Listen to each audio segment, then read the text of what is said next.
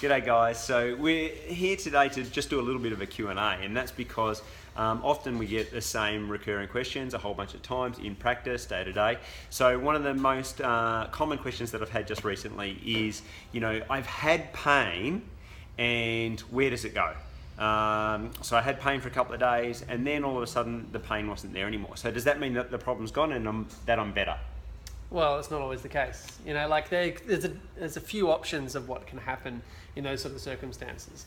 One of it being is that you heal up and then it does get better. Absolutely. So, that's the best case scenario, isn't it? Yeah. Is that the body is a self-healing organism and it constantly wants to just heal itself and that's what homeostasis is, and that's what the body does really well. So that's the first best case scenario. Yeah. But if that doesn't happen, or should I say, does that happen every time?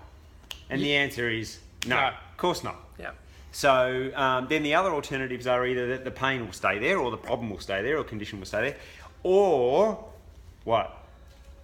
Or the body has to adapt. Yeah.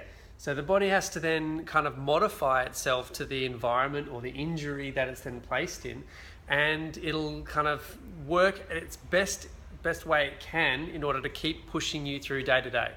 And that could mean a number of different ways. So it could lead to a little bit more wear and tear in the body, or you could use the example as like, let's say a heart beating a little bit faster, a little bit harder, therefore the heart muscle is going to get bigger. No different to training your legs or your arms at the gym.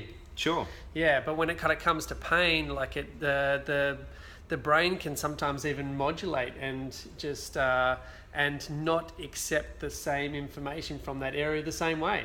No different to you walking into a painted room or and smelling the paint quite distinctly in the beginning, but then within a couple of minutes you no longer smell it anymore.